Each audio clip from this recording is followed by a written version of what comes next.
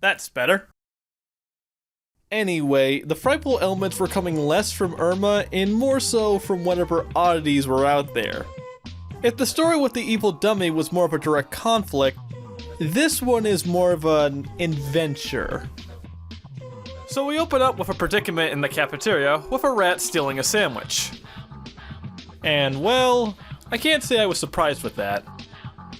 Amy, one of Erma's friends, suggests/insists that Erma takes care of it. I have a feeling this happens a lot.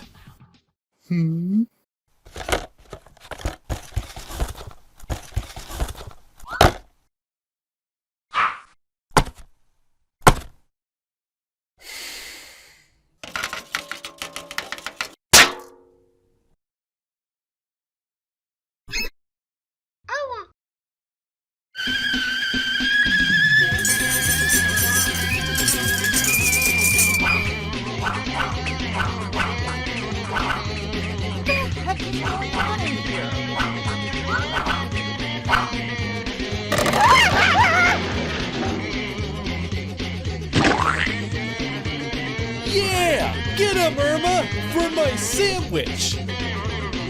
Erma? Why don't you just levitate the rat? The rat is caught after dealing some collateral damage. Kids! Principal's office! Now! Oh, come on, Miss Beerley.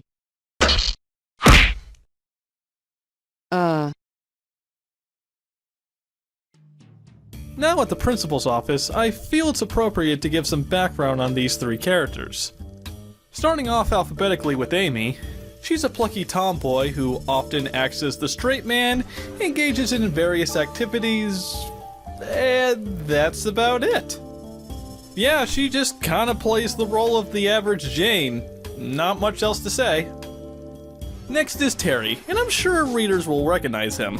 He often participates in sporting activities as well as pulling pranks on the other kids, most notably Erma, and they never work out, even when the opportunity is literally handed to him. He has kind of a Wario-Hamburglar relationship with Erma, because despite with all of his shenanigans, he's still allowed to hang out in the group as we see later on. Odd. At some point I was hoping they would explain that, but they never really do. And finally, there's Principal Fives, whose condition is fairly self-explanatory. Now, to clear up some potential confusion, in my Everything Great About Erma video, I mentioned that his first name was Wes, likely a witty reference to Wes Craven, the creator of a few iconic horror movies.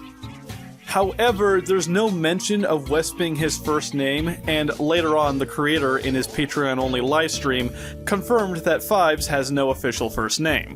I originally saw this on the Erma wiki and just assumed it was correct, considering that there are 2 school staff members that have names.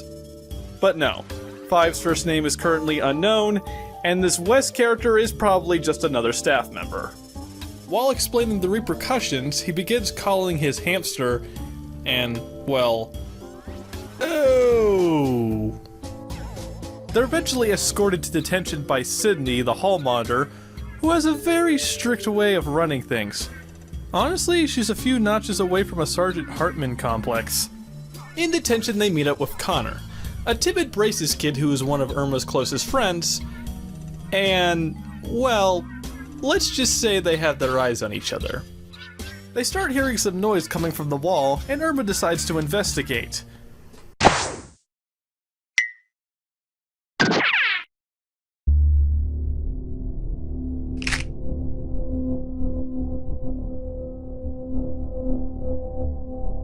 The other kids discover a mischief of rats running down the hall, and both groups are on hot pursuit. During the chase, Principal Fives talks with an assistant about, well, I think you figured it out by now. He's clearly aware there's a rat circumstance, and people are becoming more leery of it. The kids follow the mischief into a closet where they discover there's a hole that leads into the inner school walls, only to be confronted by Sydney. Random fact, on the Tapas version of this webcomic, this panel of Sydney is completely missing. It's probably an oversight. Or the Blairwood Ghoul book took an extra panel. Regardless, they're taken in by Sydney, who disregards their story, even with Terry's meta reasoning.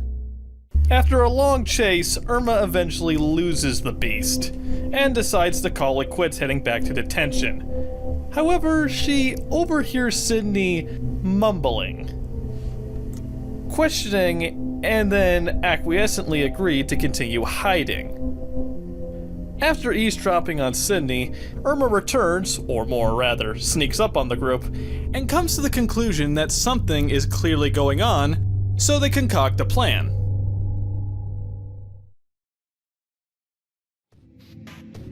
As later that night, they sneak into the school to investigate. Interestingly, Connor has a hard time getting the walkie-talkies out of his sister. What kind of person would she be? Not yet. We'll get there. When they arrive, they have a scuffle about their choice of weapons. After which, Erma casts an invisibility hex on them. As they break into the school, and have an epiphany of them willingly wanting to go to school, encountering a surprise to their west. Move this man!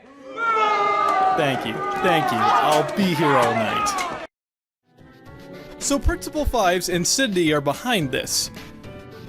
They enter the hole where Erma chased the unknown beast and discover a secret trapdoor underneath the school. I feel you, Erma. They proceed onwards to an underground cavern, crawling with rats and featuring some disturbing decorations. Encountering an underground civilization filled with tall rat people as they gather to the center of the village.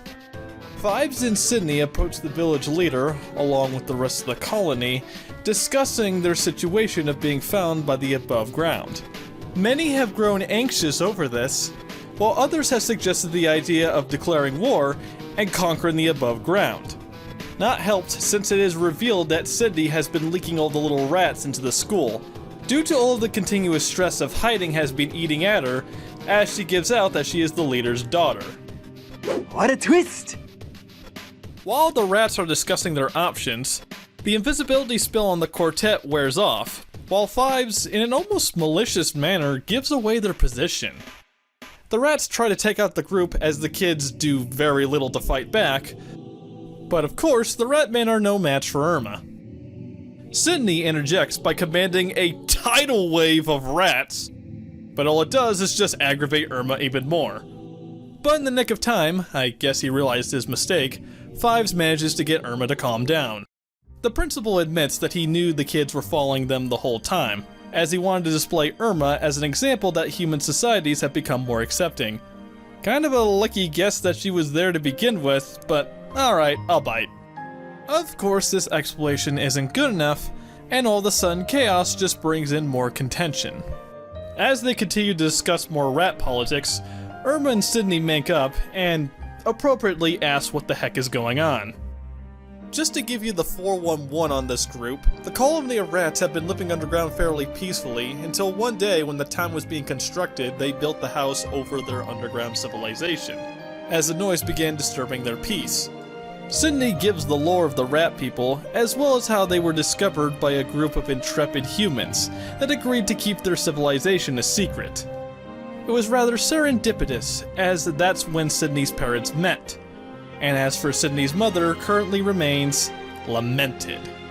AKA, My mother died shortly after I was born.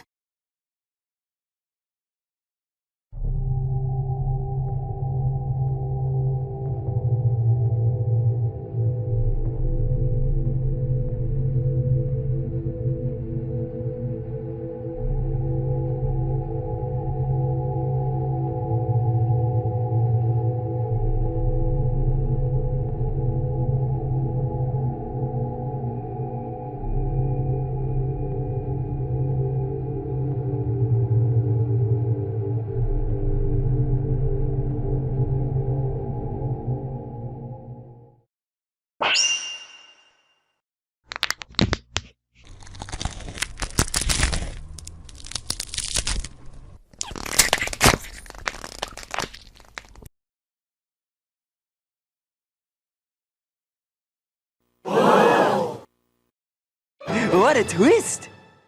Passing over a small fake out, it turns out the group is completely okay with this.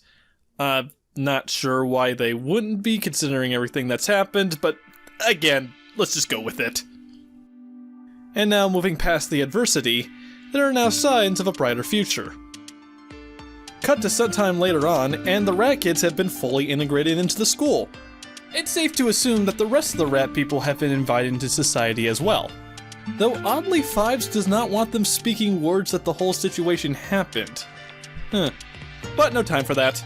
Erma finds out that her and Sydney have something in common, and we end off on a little laugh at Terry's expense. Or does it? Yeah, it does. Not yet. Not yet. So that was the Rats in the Skull Wall arc, and it's pretty good. The arc does a good job of mixing in the comedy with this more adventure-focused storyline, without dragging it out or screwing up the pacing. I have to give a huge applause to the art quality again. Just like the Evil Dummy Dirty Secret arc, they've really upped their game in many areas such as the shading. Just take a look at the dirty interior of the school walls, as well as the dank and dreary outskirts of the rat civilization.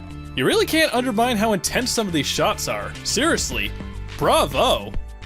As for the characters, it's a breath of fresh air to see more of Erma's friends. Tagging them along in the adventure doesn't add too much in the characterization department, but it's a much appreciated change of flavor. It's nothing groundbreaking, but they're pretty likable. As the introduction of a new civilization filled with splinters... Hey, there's a parallel! Anyway, as the discovery of a hidden race does add some good world building.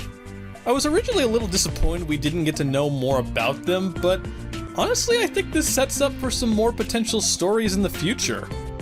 It's kind of funny, considering that in a Patreon-only livestream, Brandon said that he wished he ended off the story as soon as Sydney started showing off suspicion.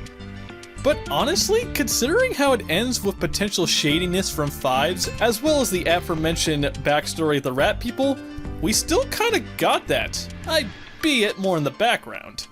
In my opinion, I think it would have been detrimental to introduce yet another big mystery. Considering the amount of mysteries we have already, you could just keep going down this path, and while it would leave for a lot of material to speculate on, the unanswered questions would start piling up more and more, and I think people would have started losing interest. So I think it was the right call to end the Rats in the Wall off like this. It's appreciated they traced the principal back to, well, the principal. Okay, yeah, lame joke, I know. It's appreciated that they made use of Fives, a previously one-off character, and gave him something to do. Now, just like Felicia and Wallace, Fives and Sydney haven't made any big appearances since their spotlight moment in their arc. Oh yeah, I almost forgot about Sydney. While I enjoyed her drill sergeant role early on, I was surprised to see her personality take a complete 180 as of the later comics. It's a fitting turn for the character. The dynamic of having another mixed species that Erma can relate to, as well as another whooper she can fangirl with, is a nice compromise, and the few times we see this pairing, it's rather wholesome. However, prior to her arc, she hasn't made many appearances in later strips. I honestly think Brandon forgot about her most of the time. Though she is slowly being integrated into the main cast, especially with this preview image of her in the mobile game. There's not too much behind her, but I'm glad she's here, and it's possible she might be given more to do later on. Which is how I would describe the story. It's not the most original thing in the world, but it's fun. As for the subject of gratitude, I want to give a huge thanks to my friends Vulcan and Dave for helping me out with this episode. As well as a huge thanks to the voice actress who did Miss Burley for this video. I'm not going to embarrass myself by trying to pronounce that. You know who she is. Here's her website. She's amazing. Go show her some love. You knew what I meant by that. And that will do it for Erma Rats at the School Wall. The review is over, so feel free to leave. However, I do have an update since it has been a while since the last video. Firstly, it feels so good to finally get this review out. I apologize that it has taken this long. You know, life happens. but I can ensure that the next 2 videos will be a lot shorter and thus will be out way sooner. Oh my gosh, I hope this does not happen again. In other news, yes, the creator of Erma does have a Patreon, and they do upload exclusive content for that. So if you want definitive proof about all the stuff he said in the live streams, you'll have to become a top tier patron to see that, since I can't show it. I also have my own Patreon, so if you want, feel free to support me there. Oh, and Brandon, by chance you're watching this, how about that Discord server? On the topic of trying to get the creators' attention, I have heard of a few people who said they haven't gotten their comic orders in a few months ago. I was also one of those people, and just to let you know, if you want to contact them and it's really urgent, use the contact page on their website. Just go right here to this link, I'll have it in the description. Just go there. Don't try contacting them on any of their other social media, it's a shot in the dark. You want to get to them, just use that. Send multiple messages you have to, just do that, it'll save you a lot of time and headaches. But moving on to non-Erma related stuff, yes, that schedule video I released a few months ago, I am still sticking to it. Not 100%, but I still will be following course, so you'll still be able to figure out what's coming from me. I do have another project cooking in the background. You know, it's kind of a special one. It's going to be celebrating my 10-year anniversary of this YouTube channel, so look out for that whenever that comes out. And on a few more notes, I am now a part of another channel, Planet XCast, a group channel composed of myself, Mr. ESPN Knows It X, Gaming with Class, Snow, and Ghostman. It is a mostly personality-based channel filled with discussions, reactions, and various podcasts. So if you want to see more stuff from me, go there. It's not being run by me, so it won't take any time away from my YouTube channel. I'm also a part of another YouTube channel called The Three Wise Men, a mostly Let's Play focused YouTube channel. That one's also not being run by me, however it hasn't been updated a while, and I'm guessing it's on pause. You can interpret that any way you'd like, but if you want to see more content from me, feel free to check out either of those channels. And on the topic of trying to figure out what else I'm up to, you can also follow me on Twitter if you want. Feel free to like, comment, subscribe, ring the bell, all that YouTube pandering stuff, you get the drill. I'm Mr. Game Guy. Have a nice day.